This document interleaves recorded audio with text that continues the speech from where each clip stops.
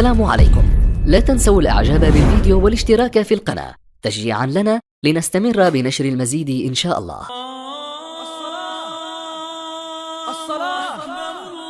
الصلاة.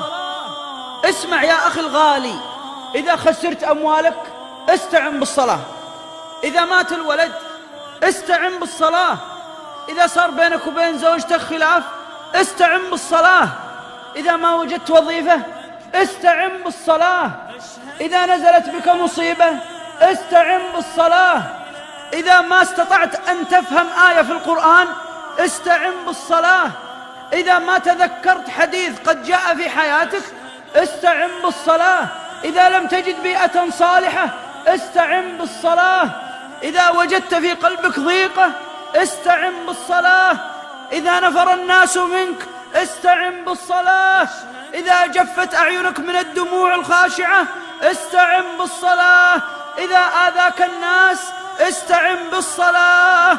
وإن يا أخوة الكرام من هذه الآية تنزل علينا الكرب وتأتي علينا المصائب وتموت الزوجة ويموت الوالدين ويموتون الأبناء وتتفرق الأسر وتطلق النساء. من منا يقبل على المسجد ساجدا راكعا لله وهو يستشعر استعينوا بالصبر والصلاة؟ من منا يجد هذا الشعور في قلبه؟ من منا إذا حمل جنازة أبوه وهو يبكي وذهب به إلى المقبرة عرف أن الملجأ المحراب فأقبل على المحراب؟ من أصحاب الأسهم لما سقطت أسهمهم كان مليونير في الصباح وأصبح مديونا في الليل؟ من منهم انكب على المساجد؟ من منهم سجد وركع؟ من منهم تذكر واستعينوا بالصبر والصلاة؟ كم منا من بينه وبين ابن عمومته سوء تفاهم له سنة أو سنتين ما سلم عليهم ولا قابلهم، هل استعان بالصلاة لعل الله أن يلين قلوبهم؟ كم منا من يريد أن ينتقل بجوار والده وهو في العناية المركزة وكلما قدم طلب نقل رفض، هل استعان بالصلاة؟ الصلاة ما هي مجرد بس عبادة نريد منها أن نميز كافر مسلم كافر مسلم ونفرح، ونسينا أن الصلاة أعظم من قضية مسلم وكافر. أنت يا مسلم يا من تصلي هل وجدت أثرها ونفعها؟ وجدت لذتها وطعمها وحلاوتها؟ هل حسيت أنك فعلا محتاج للصلاة؟ ولا حسيت أن المسجد محتاج لك تبغى تكثر عدد المصلين؟ هل تشعر وأنت في طائرة وتريد أن تصلي أنك بحاجة إلى الصلاة؟ تجد عندك حاجة ملحة ودموع تخرج من قلبك ليس من عينك، وتقول في نفسك أبي لو سجدة، أبي لو ركعة، بس أبغى أوقف أمام الله عز وجل. هل عندنا هذا الشعور أن حنا نحب الصلاة ونبغاها، ولا أننا إن جات وما جات؟ إن كان نحن من الحال الثاني فقلوبنا ميتة ولازم نعالجها.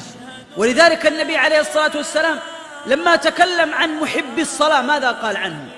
قال جزاؤهم يوم القيامة أنهم يكونون في ظل العرش، لأنهم يحبون الصلاة، يدور على الصلاة، يبحث عن الصلاة، يبكي للصلاة، يحزن إذا أغلق المسجد، يعلم أن الفرج كله عندما يضع جبهته في التراب أمام الله جل وعلا. لذلك قال النبي صلى الله عليه وسلم من السبعة الذين يظلهم الله في ظله يوم لا ظل إلا ظله. استشعرت معي الحديث؟ لو تمد يدك يوم القيامة ما في ظل، لو تأتي بأي شيء تريد أن يكون له ظل ما له ظل، لن نجد ظل يوم القيامة إلا تحت العرش. لكن من هو اللي يروح تحت العرش؟ مو أي واحد، سبعة. ذكر النبي صلى الله عليه وسلم من هؤلاء الأصناف السبعة صنف اليوم نتكلم عنهم. تدرون من هم؟ رجل قلبه معلق بالمساجد. هذا الرجل ما ترك الوظيفة، موظف ويشتغل ويمكن تاجر من كبار التجار، لكن هو رايح لتجارته قلبه وراه في المسجد، وهو رايح يشتري لأبنائه طعام أو من السوق قلبه وراه في المسجد.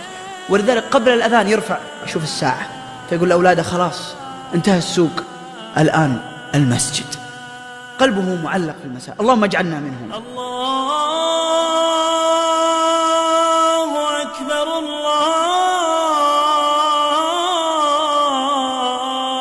الله أكبر لا